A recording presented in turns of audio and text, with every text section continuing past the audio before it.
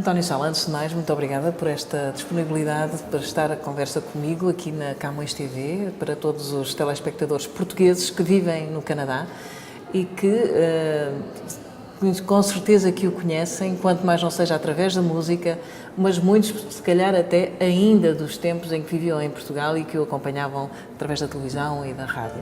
Bom, o António Sala nasceu para a rádio de uma forma um pouco enviesada, se podemos assim dizer, porque na realidade o seu sonho era ser ator. E a aproximação à rádio fez-se através do teatro radiofónico, não é? Foi. Antes de mais, permita-me que saúde, como da amizade, todos os compatriotas e os seus descendentes que nos estão a acompanhar e que estão a ouvir e ver esta entrevista. O Canadá é um país maravilhoso, vocês escolheram um país maravilhoso para trabalhar, para estar, para continuar ou para episodicamente estar. E isso é fantástico. Já tive a oportunidade em Toronto, por exemplo, num grande espetáculo com o José Cid, aqui há uns anos atrás, largos anos, de ter atuado para esta comunidade e gostei muito, fica com muito boas recordações. De maneira que para todos, um grande abraço. Eu acho que disse bem, alguns lembrar-se-ão dos tempos da música, de grupos como a Maranata ou de participações minhas em festivais como intérprete, como autor, até como apresentador de festivais da RTP, outros de programas que assistiam e muitos também, se calhar, da rádio do Despertar, o programa da manhã que eu fazia. Quer inicialmente, e não se chamava Despertar, chamava-se Programa da Manhã, que era da Antena 1, da RTP, e mais tarde, sim, na Renascença, o Despertar com a Olga e com toda uma grande equipa. Mas o meu sonho era o teatro, era ser ator. Eu sempre gostei de teatro, gostei de declamar, gostava muito de comédia. Achava... E foi fazer um curso de teatro radiofónico? Fiz teatro amador e depois participei num concurso. Num concurso para teatro radiofónico. E teve uma grande senhora da rádio, chamada Maria Leonor, uma grande doutora, que lhe disse, tu para isto, esquece lá isto, não é? Rapaz, ao miúdo, ela já, menino, tu não tens jeito nenhum para isto.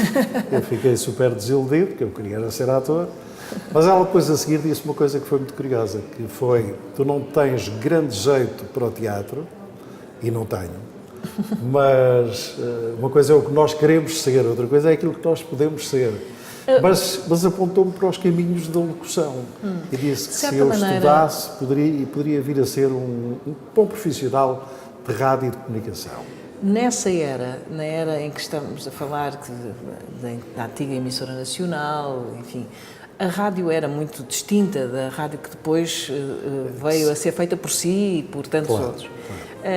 E era ainda muito teatralizada também. A própria locução era muito teatro, não é? Não se esqueça de uma coisa, a grande maioria dos nomes que estavam em rádio a fazer rádio e que depois apareceram na televisão tinham sido atores. Exatamente. Casos concretos, Corrado Ribeiro, Igrejas Queiro, a própria Itelvina Lopes de Almeida tinha feito também teatralização. Havia uma série de nomes que vinham do teatro. E o teatro, então, era um bocado diferente do que é hoje. Hoje é a arte de ser natural. Na altura era a arte da representatividade. Da representação. Aí uma certa, tanto que o termo teatralidade era mesmo Exatamente. isso. E, de facto, numa fase inicial, havia, se calhar, a noção, e o António também teve essa aproximação, digamos, à locução de uma certa distância, até que houve um homem do teatro, mas também um grande homem da comunicação e da rádio, chamado Igrejas Queiro, que lhe disse, digamos, algo que para mim é também basilar, que é ser igual a ti próprio. Pois, eu acho muito giro porque o Igrejas Queiro, grande ator e grande homem da rádio, um grande senhor e da apresentação de espetáculos, ele era muito teatral na sua própria maneira de falar. Sim, e a televisão também. Mas ele disse uma coisa muito engraçada, que eu posso traduzir aqui em 20 segundos. Tu, como companhia num almoço e a falar naturalmente com as pessoas, você, aliás, tratava por você, ele era um cavalheiro, você é atraente e é uma boa companhia. Em rádio é um chato. E porquê? Porque a rádio está a mudar, dizia ele. A rádio quer mais proximidade e quer que vocês falem da mesma maneira natural como falam com os vossos amigos.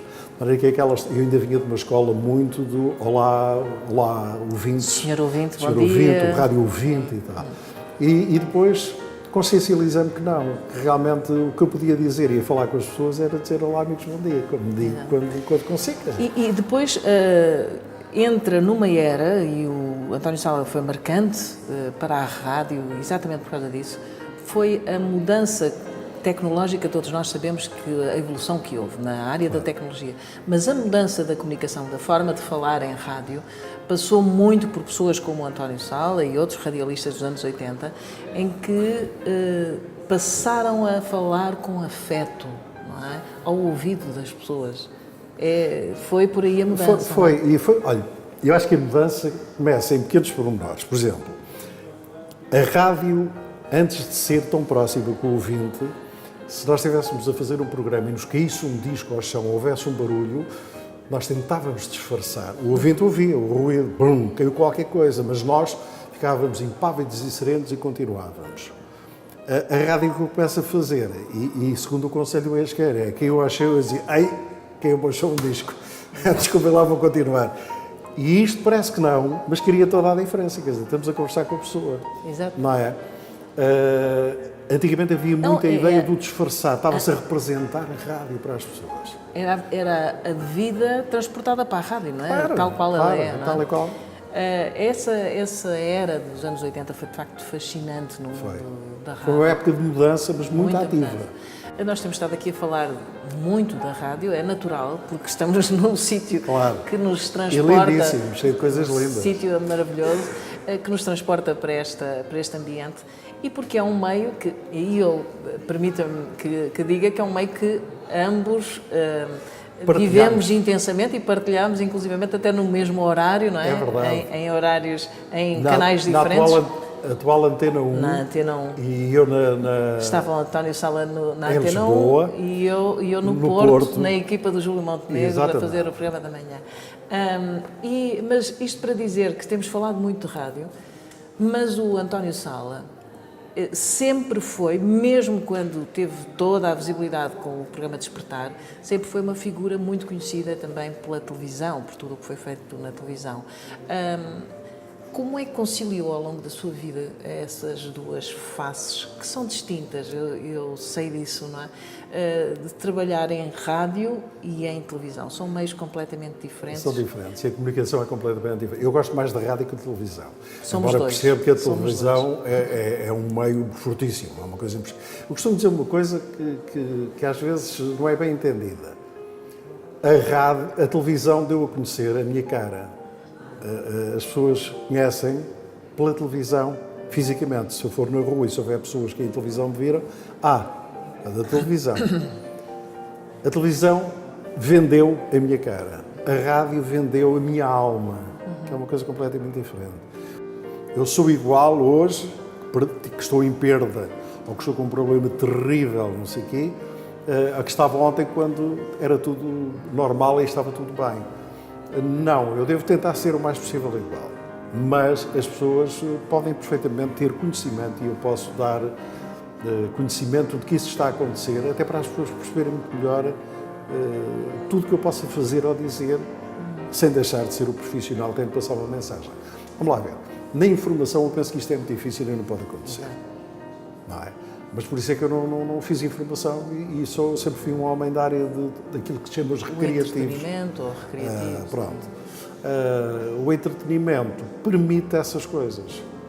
O entretenimento permitiu que em televisão, no último programa que eu fiz, que foi um programa da TVI, em que eu fazia de jurado, eu tive a notícia num dia que no dia a seguir ia ser internado que tinha um cancro.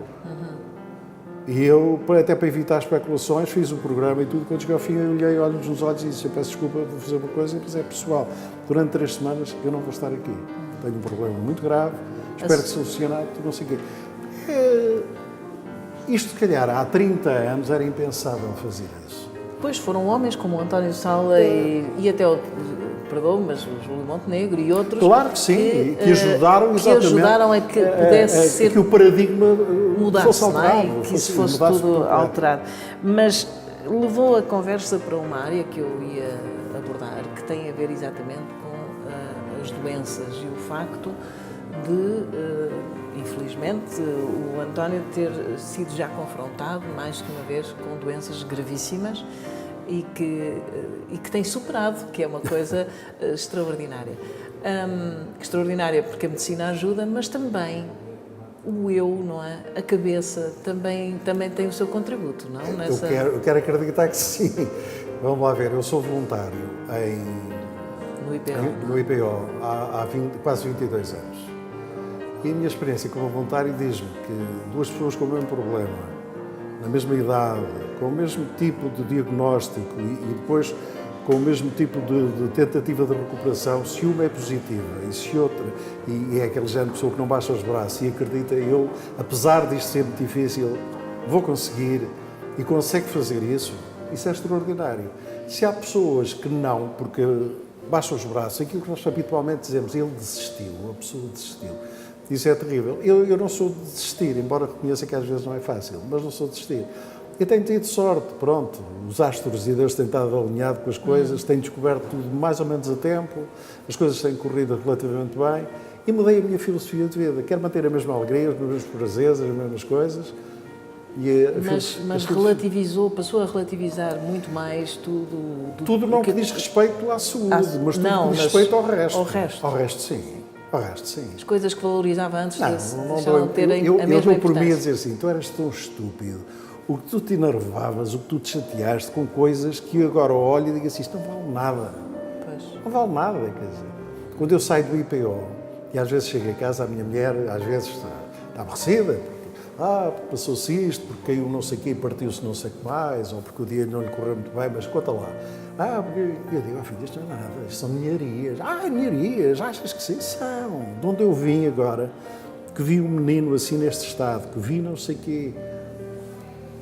Isso é que vai, isso é que conta. Temos de relativizar as coisas, o que é importante. Quando começou a fazer esse voluntariado... Nunca tinha tido problema nenhum oncológico, nem nada. Pois, eu sei que não. Mas há cá pessoas que pensam, pelo facto de eu ter tido problemas oncológicos, fui para o voluntariado. Não, foi exatamente... seria também absolutamente E acontece natural. A maior parte das pessoas e eu acho fantástico. Mas o facto de ter ido para lá foi através de um amigo, não é? Uma amiga minha, que me levou quase que obrigado, só faltou pegar pelos colarinhos. Porque dizia, eu não consigo, não é? Mas eu tenho aquilo que eu acho que, desculpem, mas 90% das pessoas pensam, que é, eu não tenho coragem, ninguém gosta de hospitais, eu era daqueles que passavam à porta do hospital, muito menos de uma criança doente, não é? Ver uma criança era uma coisa que choca muito e tal, portanto eu dizia não. Mas percebi que é uma cobardia grande, é uma cobardia. Porque vamos lá ver, se for uma pessoa da nossa família, se for a nossa mulher, o nosso filho, alguém muito próximo que amamos, se estiver numa situação destas, nós vamos. E nem estamos a dizer que é um sacrifício, vamos. Vamos porquê? Porque aquela pessoa que nós amamos precisa de nós, precisa da nossa presença, precisa do nosso estímulo, precisa que nós estejamos ali. Pronto, agora é fazer esse mesmo exercício com pessoas que não conhecemos, que não sabemos quem são, mas que precisam, porque nem imagina as pessoas que estão hospitalizadas. Há aqueles que têm todos os dias a visita dos familiares e dos amigos, mas há ali pessoas que não têm visita de nada nem de ninguém. Algumas até porque já não têm família, no caso os mais velhos. E outros porque vêm dos palocos, e outros porque vêm, exatamente. E até crianças que ficam ali abandonadas praticamente. Até pessoas de idade que estão numa fase já muito complicada e que as famílias ausentam-se. Continua a ir, então, fazer o seu voluntariado todas as semanas? Sim, só se não posso todo, mas sempre. Isso, no momento depois em que ficou doente pela primeira vez, acabou por o ajudar ou nem por isso? Porque vai vendo muita gente que desaparece, não é? Que não consegue vencer. Mas ajudou muito. E pensei, a primeira vez que eu fui, depois já de recuperado, custou-me um bocado. Mas as pessoas, como o caso se tinha tornado muito público e tinha tido muita exposição, Uma coisa que eu achei impressionante... Está a falar do caso do que lhe tirou a audição do ouvido direito. Não, já estou a falar de um cancro que tive no rim. No rim, sim. Também. E então, as pessoas, eu achei muito interessante que as pessoas olhavam para mim e diziam: então, mas o senhor está com um bom aspecto, o senhor está a recuperar, está bem, eu estou. E percebi que para eles eu era um exemplo vivo. Ou seja, não é aquele indivíduo que nunca passou por uma situação daquelas e que lhe diz: não, vá força, você vai vencer. Não, é um indivíduo que estava a passar por ele. E tanto eles diziam: também fiz. E senti. E depois, olha, ao fim de uns meses comecei, não sei o quê, e foi fantástico. Quer dizer, pois, a experiência. As pessoas olham para mim como um exemplo. Vamos só voltar um bocadinho atrás à rádio para falar do último dia, do dia em que desligou o microfone. E disse a si próprio que, aliás, até o anunciou que seria mesmo o final. É uma decisão semelhante, se calhar, ao momento em que um grande jogador de futebol pôs às chuteiras e diz que já não sou mais. Esse fica mais prejudicado que eu porque perde muito dinheiro. Mas, António, foi um dia difícil. Foi, mas tinha de ser, sabe? E porquê que tinha que ser? Diga-me lá, porquê que nós temos esta ideia, nós em Portugal, de que as pessoas mais velhas têm que se afastar dos meios de comunicação? Você acabou de dizer tudo. Cá em Portugal, no Canadá... Na América, estamos na a falar de um dos países da também. América. No Canadá, há espaço, há palco, há rádio e há televisão para os séniores. Um grande artista canadiano que teve êxito vai continuar a cantar até a voz lhe doer. Exato. E vai ser respeitado. Portugal tem uma mentalidade um bocadinho diferente. E eu vejo e sempre vi como é que tratam aqueles que querem trabalhar até ao fim. E que dizem: já não se arrasta, já não tem voz, já não sei o quê. Nem a Amália escapou a isso. Pois. E eu disse: se financeiramente, se economicamente eu puder evitar esse tipo de situação e dizerem ainda dura este tipo, eu vou fazer isto. E graças a Deus consegui. Se eu não tivesse possibilidade, para sobreviver, ter de continuar a trabalhar, não foi o caso, graças a Deus. Não sou rico, mas tenho uma vida equilibrada, tenho uma reforma que ainda é capaz de dar durante uns tempos e pronto, e ordenei a minha vida de forma a poder fazer isso. Porque não queria de todo, porque Portugal acho que é um país um bocadinho ingrato com os seus artistas mais velhos. Aí acho que precisamos de reciclar ainda.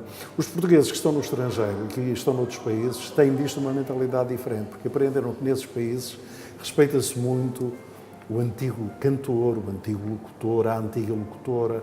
Repara um princípio, em televisão, no Canadá, em qualquer país do Norte da América, seja os Estados Unidos, seja o Canadá, os grandes apresentadores de pivôs e as grandes apresentadoras de pivôs, elas não são meninas de 25 nem 30 anos. Têm cabelos brancos, a maior parte delas. Eles. E não têm as medidas certas como não precisam ter as medidas certas, porque eles eles não estão ali, quer dizer. E nós cá em Portugal temos agora o culto do manequim. Não é? Bom, voltando à vida e àquilo que dá sentido à vida. A família, por exemplo, é uma das vertentes. E eu sei que para si é basilar. A sua esposa, Elizabeth, o seu filho. Miguel. E sei que esse núcleo familiar foi fundamental ao longo de toda a sua carreira.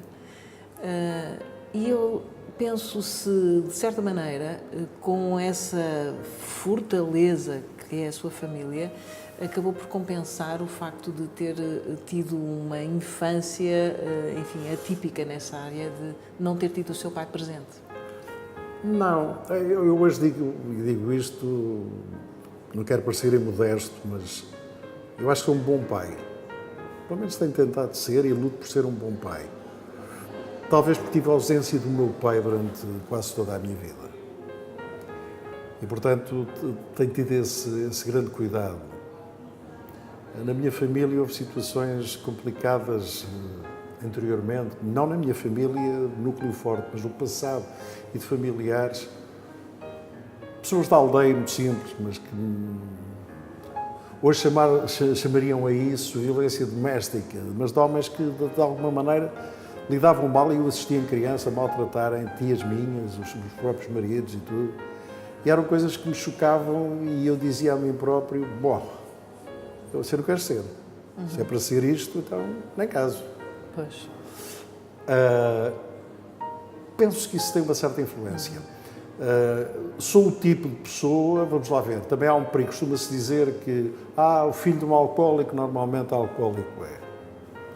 Não acredito muito nisto, depende do sítio e da sociedade em que ele está integrado.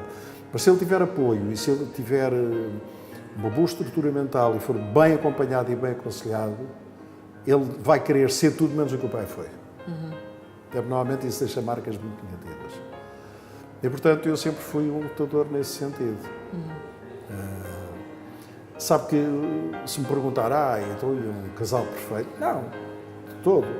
Então, e não tem problemas com isso? Claro que temos, e temos, casados há 40 e tal anos, quer dizer, não devemos ter problemas, já montanhas de pedregulhos de problemas que temos tido na nossa vida.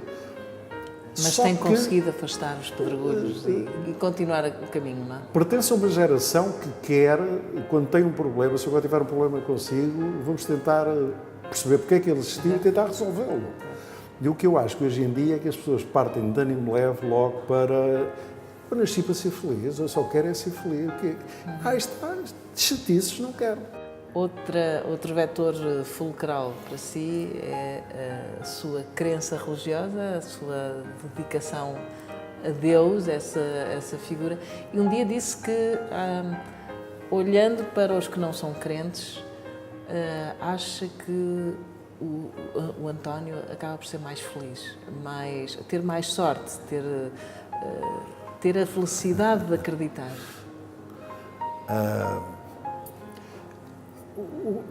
O ramo, a área da espiritualidade é uma coisa muito complicada. É uma coisa muito complexa e muito controversa. Eu, aos 4, 5 anos, para mim, Deus era um tipo que estava lá em cima, que tinha barbas e não sei o quê. Hoje, se perguntar o que é Deus, acredito, Deus, ou seja o que for, é o espaço infinito, é o amor, é o tudo, é aquilo que eu não entendo. É a força motriz que faz girar, não é este planeta, nem nós que estamos aqui, é todo este universo que para nós é impensável, é tão esmagador e misterioso. Se eu pensar que sou uma cabecinha de alfinete nesse universo, o simples facto de estar vivo, de ter uma vida para viver, de ter sentimentos, de ter felicidade, de ter temores, de ter medo, mas de ter esperança, de estar aqui a falar consigo neste momento, estar a saber que estamos a atingir milhares e milhares de concidadãos. Só isto é um milagre. Só isto é um milagre da vida, quer dizer. Portanto, quem sou eu para dizer não existe um ser criador? Portanto, eu não sou muito aquela teoria de... Acredito no evolucionismo das coisas e na evolução, mas acho que há a criação também. A criação antecede essa evolução. Não sou dos que acredita que o relógio existe, mas que não há por trás... Alguém que o tenha criado. Não é alguém, é muitos alguém. Muitos. Não é? Porque desde a correia da pele, isto mete animais, isto por acaso até é pele, vamos imaginar, não é infelizmente, mas que era o ouro, e o vidro, o maquinismo, a tinta que pinta os... Quer dizer, isto é uma imensidade tão grande, mas dizer assim, mas não existe criador. Existe um criador. O Deus deste relógio é uma história de milhares de anos, com milhares de homens e mulheres, e com o avanço das coisas. Agora é passar isto do relógio para o tudo. Para tudo. E aí eu tenho uma fé e uma força fantástica. Ajudou essa fé quando teve que superar todas essas... Não me ajudou no sentido que eu me agarro a uma coisa. Ajuda-me a dizer assim, não, isto tem de ter justificação e pode ter solução. E a solução está na mão de quem? Está na mão dos homens e das mulheres, a quem a humanidade, a quem Deus em si, esse Deus todo, permitiu que nessa evolução, que poderá ser de milhares de anos, chegasse a um ponto de apuramento em que consegue abrir-me o corpo, tirar de lá de dentro o que não faz falta, tentar exumar as partes que podem ser perigosas e tudo isso. E, portanto, eu tenho uma fé muito convicta nisto e de que não é por acaso que há umas décadas atrás Nós durávamos, em média, 50 anos. E agora já vamos E nos agora 80 e estou convencido que quando eu bater a bota, passado 2 décadas ou 3, estás a viver até aos 120. 100 e tal anos, sim. Ora bem, e não sei o que é o futuro, não sei, não faço Então, ideia, quer mas dizer, acredito nisso. pode acontecer que ainda nos voltemos a encontrar numa outra conversa com esta... Nunca se sabe. Nunca se sabe, Deus queira que sim, que seja, Eu gostaria seja muito. verdade. Foi um enorme prazer para Eu mim, também. António, Muito obrigado, falar querida. consigo. Muito obrigado. Foi mesmo um Beijinho prazer para si. e uma honra. Muito obrigado, E- muito obrigado. E deixo-lhe a oportunidade de deixar uma última mensagem para todos os telespectadores que estão a ouvir-nos e Eu ver-nos não no posso deixar Canadá. mensagens, até porque não tenho nem autoridade moral, nem nada para isso. Mas há uma coisa que eu quero dizer, que é, eu conheço bem muitas das comunidades portuguesas espalhadas pelo mundo, nomeadamente o Canadá. E desde a África do Sul, passando pelos Estados Unidos, passando pelo Canadá, pelos mais recônditos lugares do Oriente, até à Europa, desde o Norte até à Central e à do Sul, eu tenho um grande orgulho nos portugueses que estão espalhados pelo mundo. E é isso que eu queria dizer. Muito obrigado, muito obrigado, muito obrigado. Pelo alto valor e pela autoestima que nos dão e que faz com que os portugueses, no mundo onde quer que estejam, sejam respeitados pela sua seriedade, pela sua capacidade de trabalho, pela sua integração nas sociedades onde estão, sem perderem as raízes e continuam a ser portugueses. Por isso, muito obrigado e é um grande orgulho sentir que os portugueses pelo mundo fazem desta pequenina nação uma grande nação e que é respeitada.